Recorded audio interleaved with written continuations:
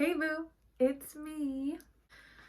Okay, so if you saw my last video, you'll know that I got 4 job offers. 4 job offers in a global pandemic where coronavirus is literally affecting all aspects of life.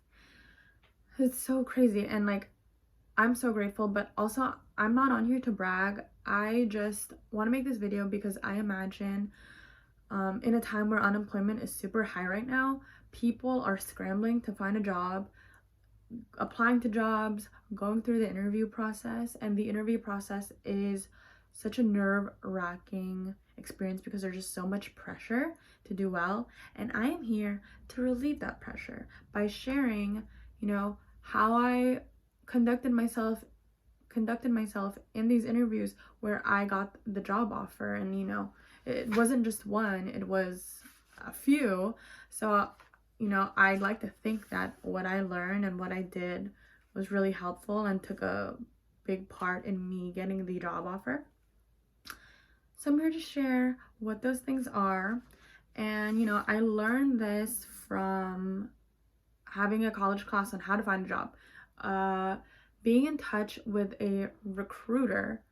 And I'm just lucky where I have a best friend and a family friend who recruits for a company, so I always ask them job interview tips and how I should conduct myself and present myself. So yeah, I know I'm lucky in that sense, but if you don't know anybody in your life who is a recruiter, you can easily connect with someone on LinkedIn, or I think there's a thing called Bumble Business. I haven't used it, but I know it's Bumble, the dating app. There's also Bumble Business where you can network with people in business. So do that. It's super helpful. Above anything else, just be prepared. But I'm gonna help you do that. So, preparing for your interview, which brings me to tip 1. Do your research. Know the company and the role and your resume like the back of your hand. And I don't know if this is the back or if this is the back, but just know it like the back of your hand. Why? Because some companies, they'll ask you oh, how do you find out about this job? What do you know about our company? So you definitely want to be prepared and just come off like you did your homework. Companies really like that because it makes you look, attentive and responsible and all that stuff. And secondly, why you want to know about the company and the role, but just know it so that when they ask you a question, you can incorporate what you know about the company and the role into your answers. Like if you know the company values employees who love to learn, grow within the company, and think outside the box, you can say something about me is that I want to be in a position where I'm constantly learning and I'm challenged to think outside of the box. There you go. There's your answer there, and that's what they want to hear. Another example is if a company is looking for a salesperson that wants to make their customers feel like they're supported over having another sale, you can say, I think I'm right for this position because I thrive in positions where I provide support and just make people feel like, they're being looked out for. You can say things like that. So it's always good to incorporate the company's values and the job duties into your answers. You know what I'm saying? And you want to make sure you know your resume because it seems super obvious, but study your resume because I've been in interviews where I'm talking about myself and then I said, oh, I'm not sure if it's on my resume, but I did work at a shoe store and got a lot of customer service experience. And the interviewer was like, yeah, it is on your resume. And I just didn't look prepared. So that's not good. So know your resume. Number 2, practice. Literally ask someone you're comfortable talking to pretend that they're interviewing you and just pretend like you're in an interview and practice all your talking points. Practice speaking about yourself in a positive way. And just practice. And how I practice was that, for every role, I looked up typical questions they ask. So, for example, one of the interviews was for an HR assistant position. So I literally looked up HR interview questions, HR coordinator interview questions, HR admin questions, HR assistant questions, whatever. And then I had my boyfriend read them and I practiced. And usually when you look up the questions, there's kind of an answer provided, so you kind of know how you should answer it. And I'm not saying to copy it, but the website will usually explain what the interviewer is looking for when they ask the question. So it's really good to know. The company I did end up accepting the job from and signing with, the role was very, very specific, so I couldn't really find any general questions online. So what I did was I went to their Glassdoor page, and Glassdoor is usually known for, being able to look up reviews about a company, but they also have an interview section where people who interviewed with the company describe how the interview process was like, and they list what they were asked. So I went through every single page, copied and pasted all these interview questions in a Google Doc, and then just kind of typed what I would say in bullet points so that they're easy to remember. But yeah, that's what I did. And literally, let me show you.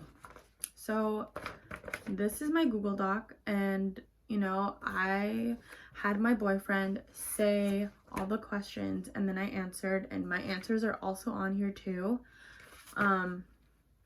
But I only put the answers on here as a practice guide. I don't like memorize them, because you don't want to sound rehearsed in your interview. You want to sound like really natural and like everything's flowing. But it was really helpful that I printed this out, because when I made my boyfriend read the questions, I asked him to star the questions that he thinks I should practice answering more.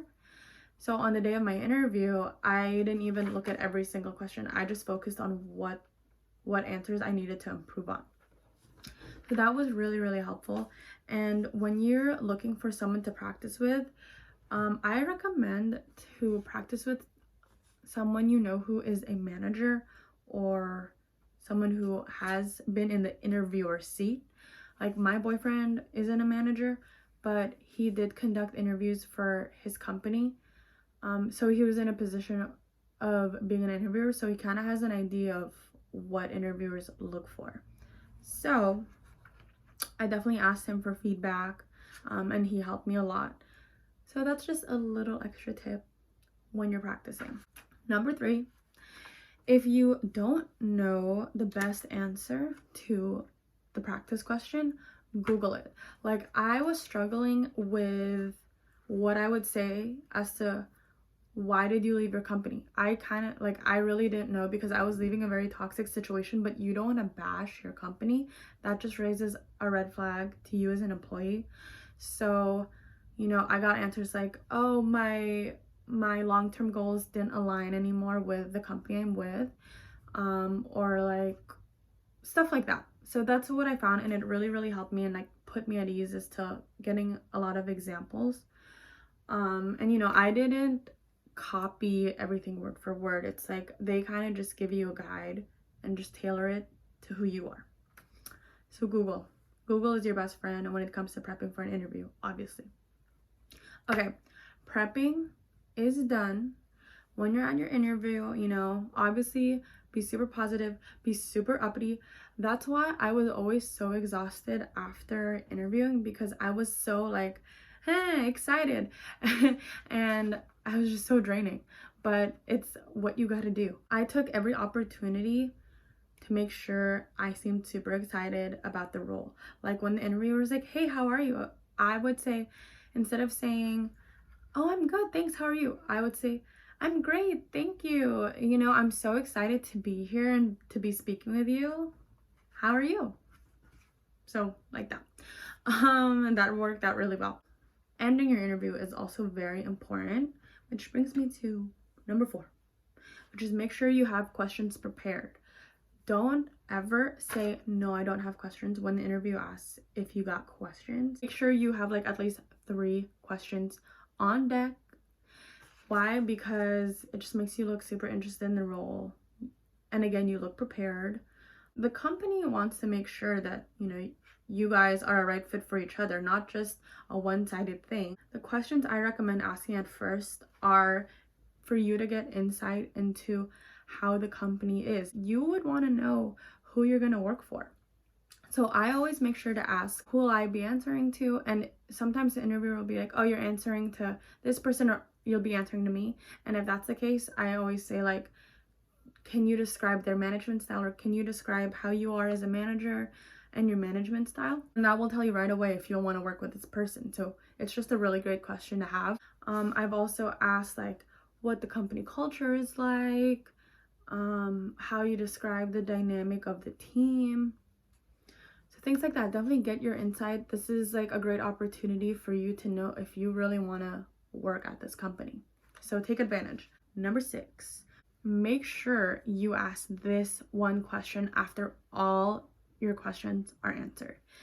Make sure this is your last question always. And that is, when should I expect to hear back about the role? Why? Well, one, it makes you seem super interested and excited about this position, which is a good thing. And 2, a lot of hiring managers or recruiters can just leave you in the dust and just not give you status. And it's good to know where you stand. So, you know, you can say, when should I expect to hear back? And if they say, like, oh, hear back on Monday, you can say, if I don't hear back on Monday, can I follow up with you on Wednesday? So then that will give me an excuse to contact them because they're expecting it since you asked. And 2, you'll know right away where you stand. You're not like waiting around for so long. So ask that question. 7, thank the interviewer for their time and say, this is so important, say, I really hope I get this job because I'm so excited about the opportunity. Now, I know that it's kind of like weird. Like, when I got that advice from my family recruiter friend, I was like, oh, that's kind of uncomfortable because it is really forward, but it just makes you seem super interested. Or she's told me that, you know, a candidate can be charming in the interview and super experienced and qualified, but if they don't sound excited for it, they will pass. Like, if you have 2 candidates who are equally charming in the interview, equally experienced and qualified, but one is more excited about the role than the other, they're gonna pick the person who's more excited. So just a simple, like, I'll give you an example. Well, that's all my questions for me, except when should I hear back about the role? Oh, if I don't hear back from you on Monday, can I get back to you on Wednesday? That's all my questions tonight. I just want to say, you know, thank you so much for taking the time to meet with me. I really appreciate it because I want this job, because I'm so excited about the opportunity. There you go. Look how smooth that is. And you just kind of put it in there so subtly. Number 8 is asking the interviewer if they have any more questions for you. Again, it just makes you seem prepared because it's like you're ready to take on more questions. You're attentive, you're intuitive, and sometimes they really do have another question that they forgot about and you just reminded them. So that makes them appreciate you too. And most of the time they won't have any more questions, but it just makes you look extra good that you're asking. So just to end the interview process and show you how to kind of end it, make sure it flows, is saying it like this. My last question is, you know, when should I hear back from the role? Oh, okay, great. Well, I just want to thank you so much for taking the time to meet with me, because I really hope I get this job because I'm so excited about the opportunity. But, you know, thank you again. And that's pretty much it for my questions. But if you have any more questions for me, please feel free to ask. And there you go. You're a freaking superstar. Yeah, that's basically all 8. If you guys have any more interview tip kind of questions, please feel free to ask me in the comments or just send me a message. I promise I will try to get back to you ASAP, because I do really want to help people find a job and just help people with what I learned through this process, because it's not easy. But that's it. Thanks again for watching, and I'll see you next time. Bye, boo.